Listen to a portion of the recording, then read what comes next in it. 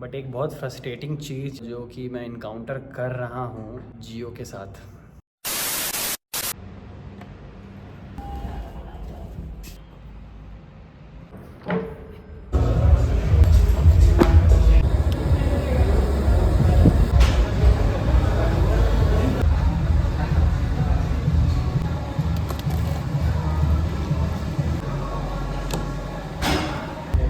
हाँ, जो उसका जिसका एक क्लास है।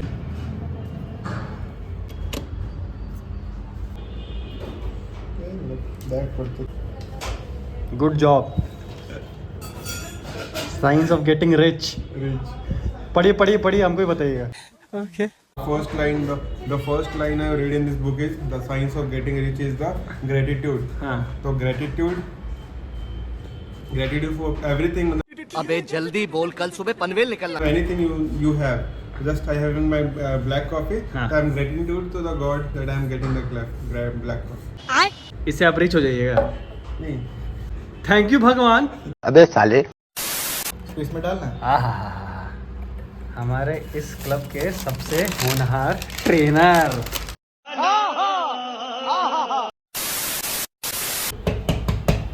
नहीं खोलेंगे। नहीं खोलेंगे। हट।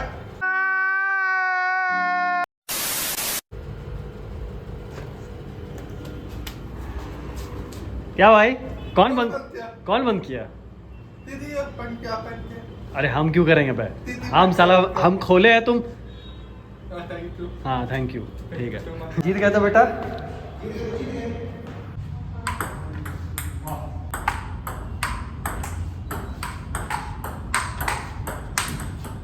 One eternity later.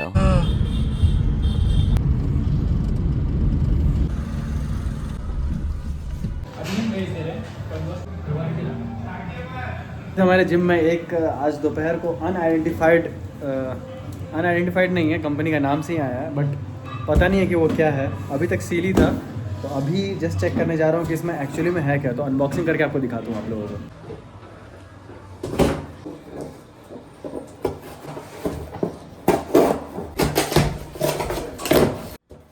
Foam roller है। तो स्ट्रॉस का ये फोम रोलर है, 45 सेंटीमीटर का फोम रोलर है। Foam anti slip, nice, good job good job.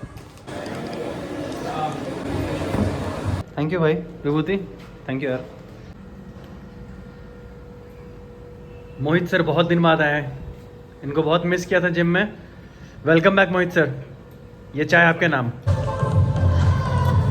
अबे साले। बूढ़ा हो गया क्या भाई, पैर नहीं उठा पा रहा है। सचिन पैर उठाओ भाई, और उठाओ तो इससे उठाओ। हाँ? ओ भाई गाइस, पूरा जिम अभी खाली है। रात के 9 बज रहे हैं, आज मंडे है। I don't know what the hell is going on. लोगों का motivation I don't know. Opposite side जा रहा है, साहिल वहाँ वर्कआउट करा रहा है। नाइस।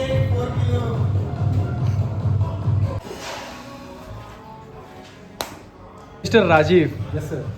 ठीक है भाई, तुमसे ख़राब हैंडराइटिंग आज तक किसी का नहीं देखा। हम किसी को क्रिटिसाइज़ नहीं करते हैं, आदत नहीं है मेरा, लेकिन तुम मेरे मुंह से ना क्रिटिसिज्म निकलवा दिए।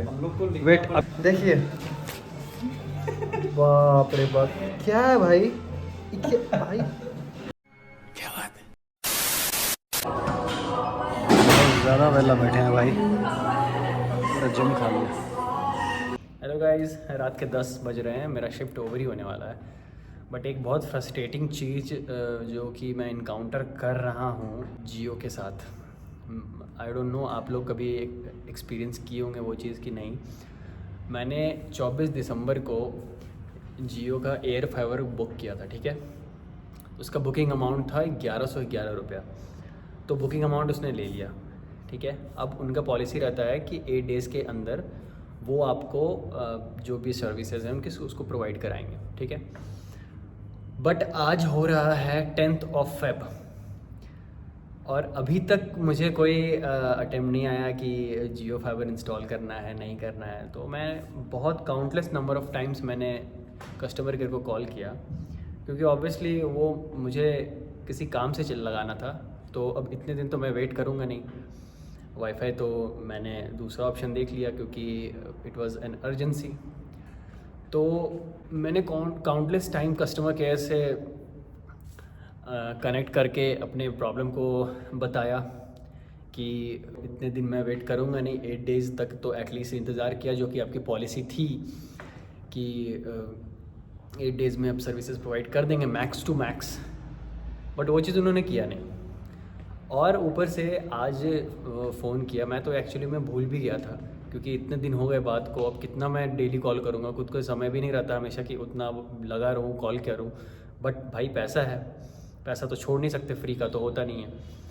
तो मैंने क्या किया, कॉल किया, आज याद आया मुझे, तो मैंने बताया कि ऐसा ऐसा है। बहुत बार मैंने कॉल किया तो कुछ नहीं रिस्पांस। तो मुझे पता चला कि जो इंजीनियर विज़िट करने वाले थे उन्होंने होल्ड पे डाल दिया। क्यों?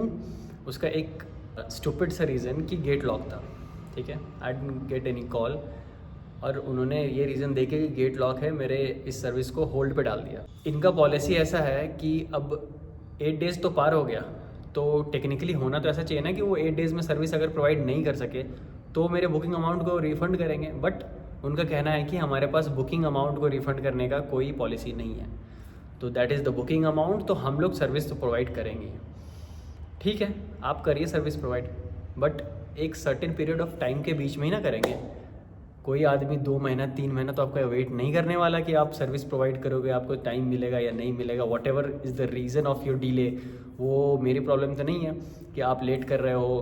तो उस रीज़न से मैंने उनको बोला, बट आप जानते हो कस्टमर केयर कैसे होते हैं, उनसे बात करो तो वो वही रटी रटाई चीज़ बोलते हैं, खेद है मुझे, क्षमा करिए, मेरे पास इन्फॉर्मेशन नहीं है, तो मैम यहाँ से कुछ नहीं कर सकते।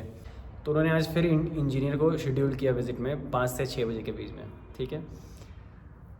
मैंने उनसे पूछा कि ठीक है, मैं कम से कम 10 बार रीशेड्यूलिंग हुआ होगा मेरे इंजीनियर विज़िट का, ठीक है, 10 बार हुआ ही होगा कि आज 11 से 12 है, रीशेड्यूल हो गया। मुझे कुछ पता भी नहीं है, आए नहीं आए, रीशेड्यूल हो गया। बोले चलो ठीक है, नहीं आज भी पता था मुझे कि वो रीशेड्यूल होगा, बट मैंने बोला चलो ठीक है, आप इंजीनियर विजिट को डाल दो शेड्यूलिंग में, देखते हैं कि आता है कि नहीं आता। एज एक्सपेक्टेड नहीं आया। अब मुझे समझ में नहीं आ रहा है कि अब मैं क्या करूं, क्योंकि वो 1111 रुपया, ऑल्दो बहुत ज़्यादा अमाउंट आपको नहीं लग रहा होगा, but it's still a decent amount यार। ऐसे तो नहीं छोड़ सकते ना, वो मेरा पैसा है। तो ये लोग सुनने के लिए रेडी नहीं है। और एक बहुत बड़ी फ्रस्ट्रेटिंग चीज़ है कि जितने बार कस्टमर केयर को कॉल करो उतनी बार समझाना पड़ता है। They don't have a ticket issue करने वाला जो सिस्टम होता है वो उनके पास नहीं है। तो जितने बार कॉल करो उतने बार अपने इशू को समझाओ, फिर वही रटाए चीज़, रुकिए, होल्ड में रहिए, थोड़ी देर रुकिए, बात कर रहे हैं। इवन सीनियर्स को भी बात करो तो वही बात है, कोई टिकट सिस्टम है नहीं इन लोग का। तो दैट इज़ वेरी फ्रस्ट्रेटिंग, बहुत दिमाग ख़राब। मैंने तो उम्मीद भी छोड़ दिया। They are this big of a form और इतना घटिया पॉलिसी, इनका पॉलिसी ओवरलुक हो रहा है, इनको पता भी नहीं चल रहा है, कोई एक्शन भी नहीं है, कोई इम्प्रॉम्प्ट एक्शन भी नहीं है कि अगर एक गिवन टाइम में अगर हम सर्विस प्रोवाइड नहीं कर पाए तो क्या होगा। उन्होंने बुकिंग अमाउंट रख लिया है, उधर से कोई कांटेक्ट करने का कोई इशू नहीं है कि आपका पैसा रखा हुआ है, आपका बुकिंग होल्ड पे है, इंजीनियर ने होल्ड पे डाल दिया है, आप क्या करना चाहते हैं, नहीं करना चाहते हैं। दे डोंट केयर। मैं फ़ोन कर रहा हूँ तो मुझे बता रहे कि अच्छा आपका सर्विस तो होल्ड पे है।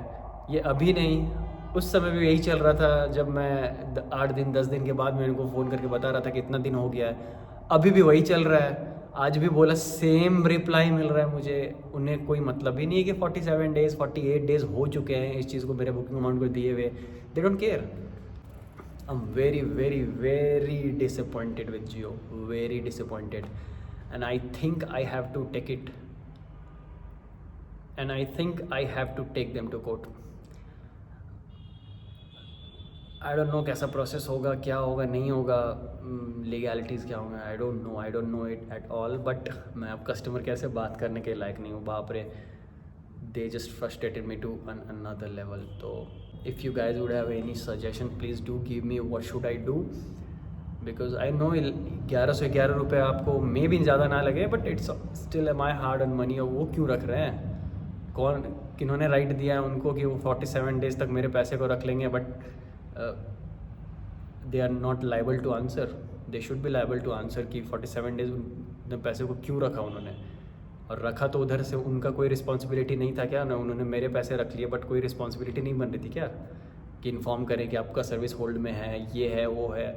एक तो जो भी इंजीनियर है उन्होंने झूठ डाल दिया कि चलो गेट लॉक है।